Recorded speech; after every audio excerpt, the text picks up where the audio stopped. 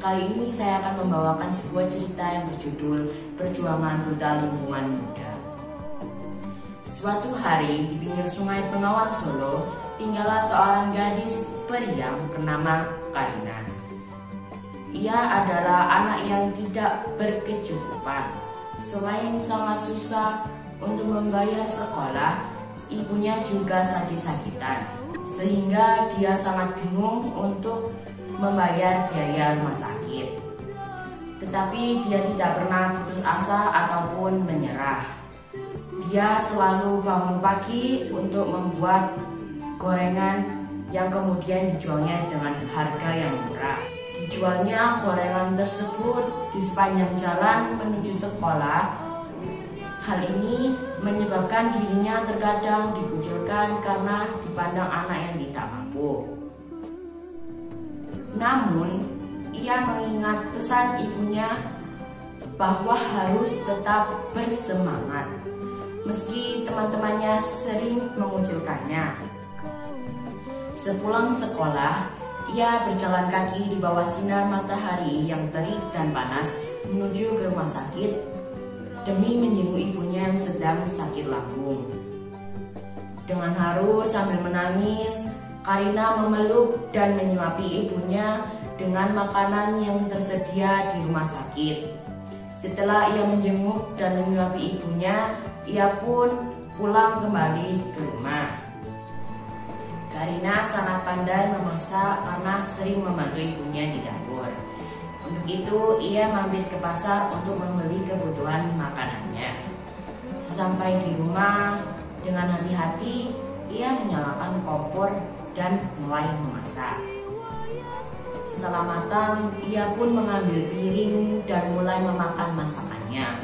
Tangan mungilnya menyendok nasi dan lauk di piringnya sembari menahan rindu kepada ibunya, hingga membuat matanya berkaca-kaca. Jujur, ia sangat merindukan kehadiran ibunya di rumah kecil itu. Sesudah makan, Karina pun kembali memutar otak. Hasil jualannya ternyata hanya cukup untuk biaya dia makan saja. Harus ada tambahan, pikirnya. Matanya mulai memandang ke sekeliling rumah dan kemudian berhenti pada sungai yang mengalir di depan rumah. Sungai itu tergolong lumayan kotor karena masih banyak sampah yang mengapung. Ini bisa dijadikan uang, gumam Karina. Ia pun tanpa malu pergi ke sungai untuk mengambil sampah plastik yang terlihat mengotori sungai. Setelah terkumpul sekian banyak, dibawanya sampah plastik tersebut ke pengepul untuk ditukarkan dengan uang. Wah, lumayan juga hasilnya, pikir Karina sambil menimang uang 20.000 di tangannya. Dari situ ia sering pergi membersihkan dan mengumpulkan sampah yang ada di sungai. Setelah sungai agak bersih, ia pun tak sering menjual ke orang yang mendaur ulang.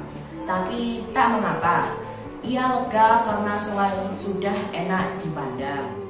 Di sekolah ia mempelajari manfaat dan fungsi air. Ia tahu bahwa air sangat bermanfaat bagi kehidupan makhluk hidup di bumi. Aku pernah dengar bahwa 99% kehidupan ini bergantung pada air, terutama tubuhku. Sehingga menjaga sumber air selalu bersih adalah kewajiban seluruh warga, terutama diriku. Tidak sengaja ketika pulang dari sekolah, ia melihat pengumuman yang ditempel di dinding balai desa. Pengumuman itu mengajak seluruh warga untuk membersihkan sungai agar bersih dan tak tercemari. Ia pun berinisiatif untuk mengikuti kegiatan tersebut dan mengajak seluruh teman-temannya untuk ikut serta.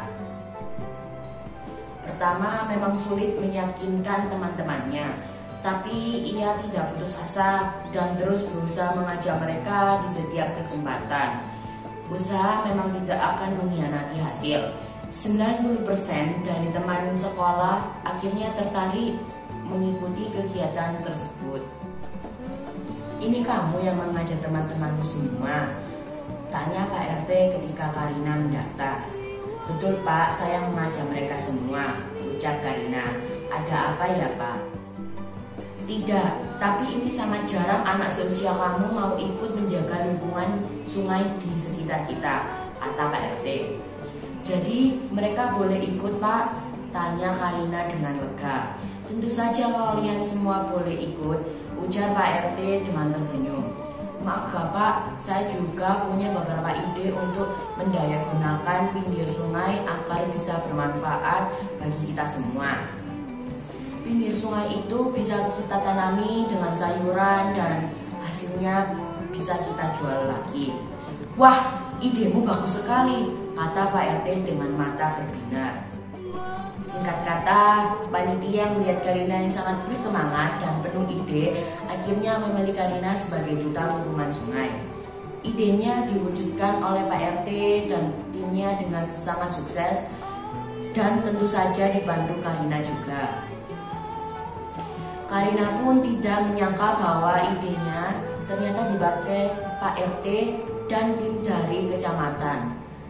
Atas jeripayahnya, tim dari kecamatan bahkan memberi uang saku kepada Karina yang cukup besar.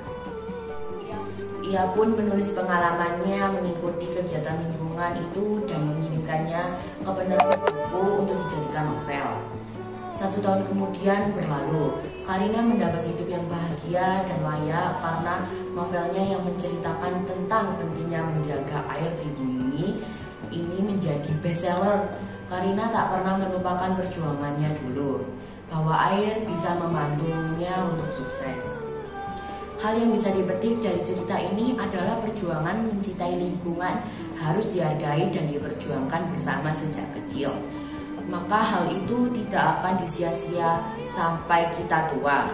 Alam pun lestari hingga ribuan generasi. Sekian cerita dari saya, semoga bisa menginspirasi kita semua.